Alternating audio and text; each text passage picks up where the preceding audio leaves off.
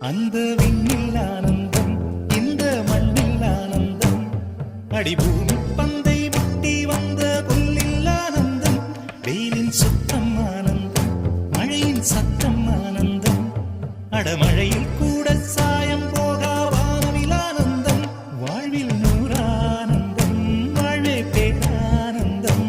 பெண்ணை அறை எழுதும் சுயஜரிதம், அதில் அன்பே ஆனந்தம் ஆனந்தம். பச்சை கிளிகள் தோளோடு